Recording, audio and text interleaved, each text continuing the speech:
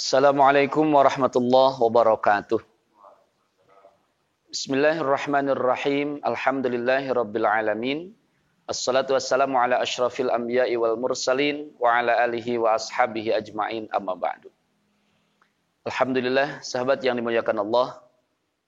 Pada sesi kali ini saya akan menyampaikan tentang pembahasan yang sangat penting karena ini menjadi inti dari berbagai macam kegiatan atau aktivitas kita, amalan kita dalam beribadah di dunia ini, yaitu tentang ikhlas dan niyah.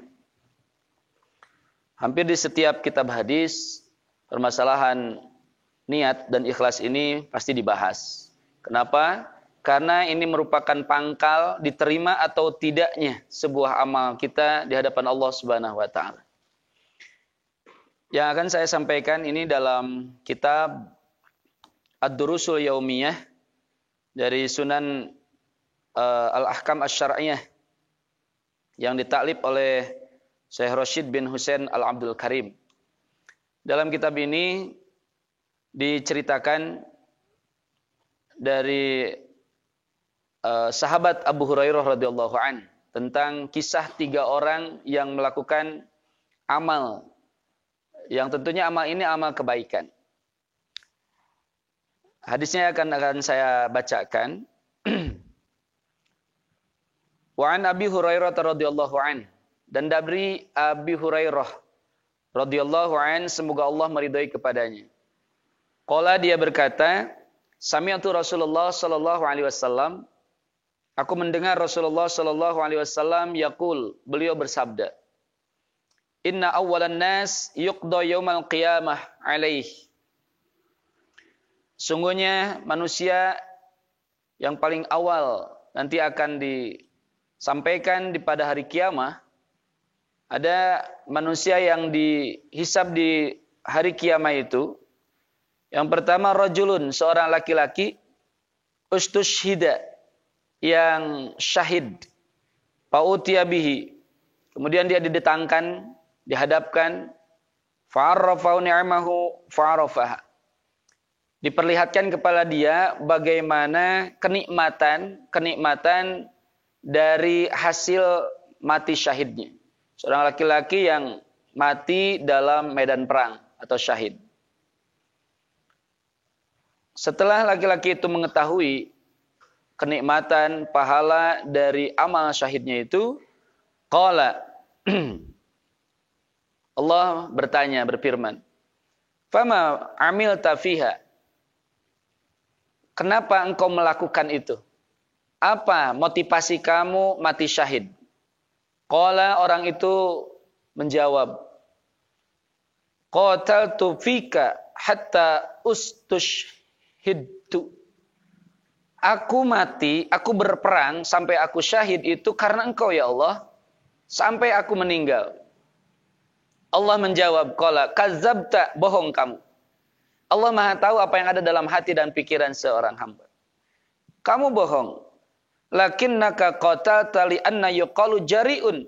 Engkau terbunuh mati syahid di medan perang itu bukan karena aku, tapi engkau ingin disebut seorang pahlawan. Masya Allah. Faqad qila, sungguh disampaikan oleh Allah itu, thumma umira bihi fasuhiba ala wajhihi hatta ulqiya finnar.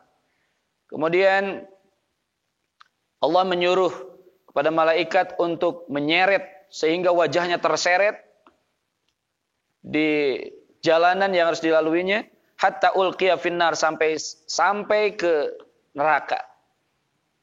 Orang yang mati syahid, Allah tahu apa motivasinya. Walaupun dia mengatakan karena Allah, tapi Allah tahu dia mati syahidnya itu, berperangnya itu bukan karena Allah, tapi ingin disebut seorang pahlawan. Pada akhirnya, dia bukan masuk surga, tapi dia diseret masuk api neraka.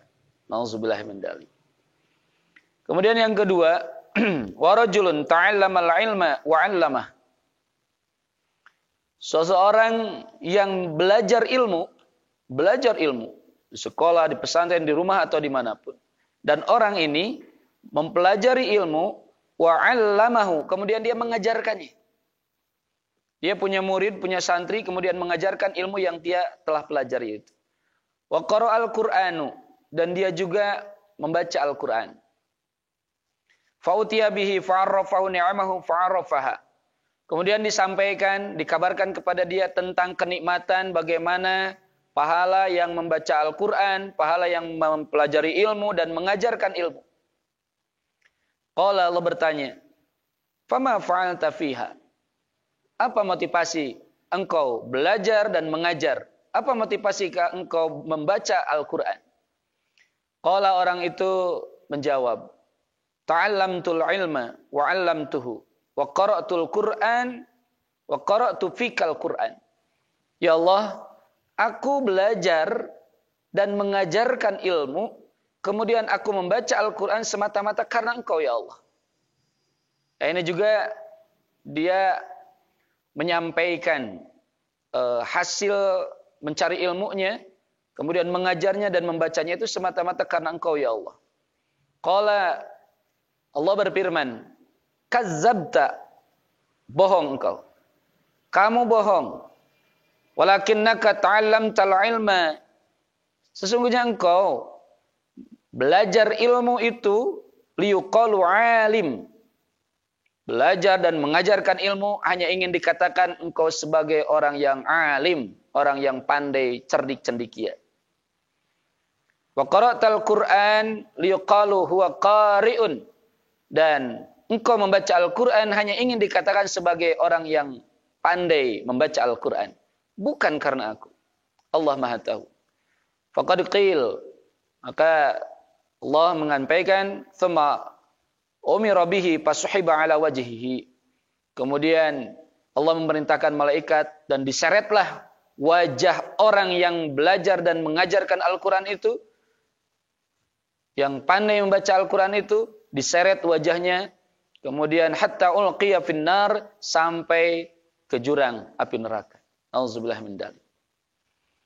Orang yang belajar ilmu, mencari ilmu, kemudian mengajarkan ilmunya, yang belajar Al-Qur'an dan membaca Al-Qur'annya sampai mahir, Allah tahu motivasinya apa. Sahabat yang dimuliakan Allah, dan akhirnya walaupun dia menyampaikan bahwa itu semata-mata karena Allah, tapi Allah tahu apa yang ada dalam hatinya. Kemudian yang ketiga, warajulun wassa'allahu alaihi wa'atahu min asnafil mali kullih.